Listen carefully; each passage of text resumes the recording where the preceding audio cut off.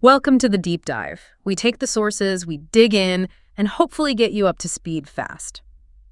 Okay, so the Pyramids of Giza. Everyone knows them, right? Iconic, huge, just the symbol of ancient Egypt. Absolutely.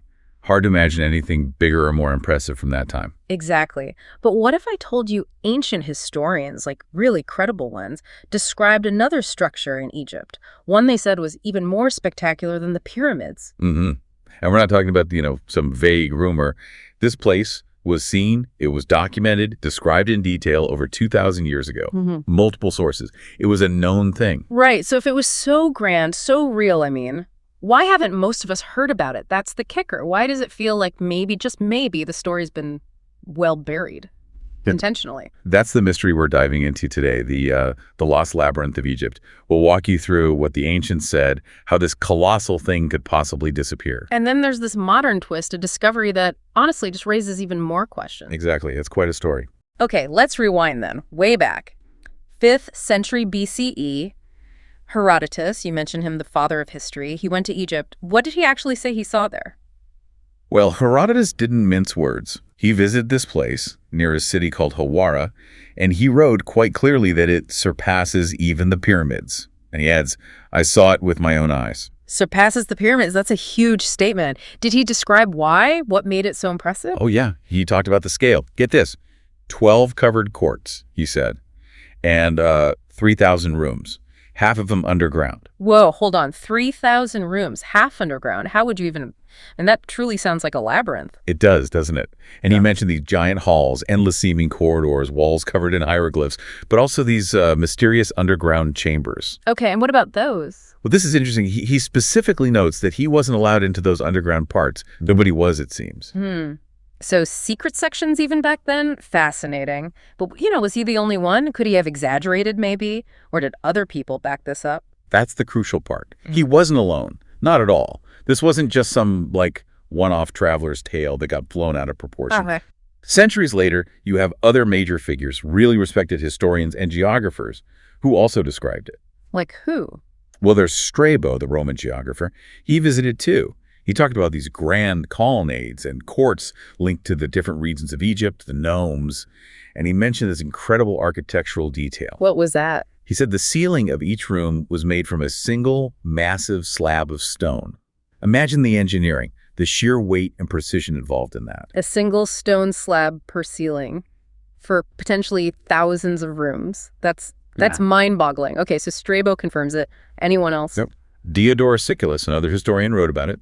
And Pliny the Elder, the Roman author and naturalist, he mentioned it too. So wait, that's Herodotus, Strabo, Diodorus Siculus, and Pliny the Elder. That's four. 4 major independent ancient sources spanning centuries, all describing this same monumental structure near Hawara. Okay, that pretty much settles it. This thing was real. It wasn't just a story. So the big question then, how does something that immense, that well-documented, just vanish? Where did it go? Yeah, it's kind of sad, really. It seems it was a gradual decline. By the time Napoleon's scholars got to Egypt in the late 18th century, the ones doing all that mapping. Right, the Description de l'Egypte? Exactly. By then, there were only ruins left at the site. It looks like a combination of things did it in. For centuries, people looted the stone. It was a massive, easy quarry for other building projects. Makes sense. Recycling ancient wonders. Pretty much. And then you had natural forces. Nile floods in the area would have buried the lower levels in silt over time. And eventually, the desert just took over. Sand buried what was left. So by the 18th, 19th century, just forgotten ruins. Yeah, descriptions from that time mention just a few scattered stones sticking out of the ground, overgrown, basically ignored.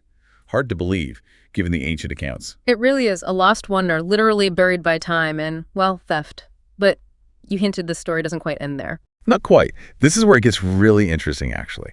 Fast forward to 2008. Okay.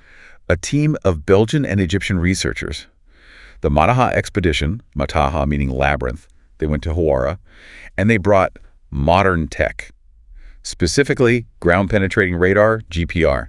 So they could scan beneath the surface without digging. Precisely. They scanned the area right next to the Hawara pyramid where the labyrinth was said to be. Did they find anything? They found something big. Their published results reported detecting massive Grid-like structures, symmetrical patterns just a few meters down. They identified what looked like walls, chambers, maybe even column bases. Seriously, structures matching the description. Remarkably consistent, according to their report. Huge features lying right there beneath the sand, exactly where ancient writers said the labyrinth stood. That's incredible. So validation, what happened next? Surely there was huge excitement, plans to excavate. Well, this is where the story takes a strange turn. They published their findings, presented them at a university. The results were even featured in a scientific journal's newsletter. But then, poof, the main report, the detailed findings, they sort of vanished from the expedition's website. Access to the data became difficult. And then, reports emerged that the Egyptian Antiquities authorities placed restrictions on communicating the findings further. Wait, restricted? Why would you hide a discovery like that? That seems counterintuitive. It does, doesn't it? And that's led to a lot of speculation, of course. Why the apparent silence? Why restrict information about potentially rediscovering a lost wonder of the world? Okay, so what are the theories then? What are people suggesting? Well, based on the sources discussing this, a few main ideas pop up. One is that confirming the labyrinth, especially its true age or purpose, might fundamentally challenge the accepted timeline of ancient Egyptian history. How so? Maybe it's older than believed, or built by someone unexpected, or implies a level of organization or knowledge that doesn't quite fit the standard narrative. It could, upset the historical orthodoxy. Okay. What else? Another strong theory revolves around what might be inside those sealed underground chambers Herodotus mentioned. Could there be ancient texts down there? Records? Maybe knowledge that predates even the pyramids? Texts predating the pyramids. Wow, that would be monumental. Absolutely. Or perhaps evidence of a lost civilization, as some fringe theories suggest. Or maybe just knowledge related to a specific priesthood, or practices that, as one source puts it, the ancient Egyptians never wanted outsiders to see. Sacred knowledge, maybe dangerous knowledge. So the potential implications are just massive. Rewriting history, finding lost texts, uncovering secrets. You can see why maybe someone might want to control that narrative, I guess. It's definitely fertile ground for speculation. The idea of suppressed knowledge is powerful. So what's the situation now? Is anything happening at Hawara? Is anyone digging? As far as public knowledge goes, no. Hawara remains a relatively quiet archaeological site. It's not a major tourist destination. And there's certainly no large-scale public excavation happening at the specific spot where the GPR detected those structures. It's just sitting there.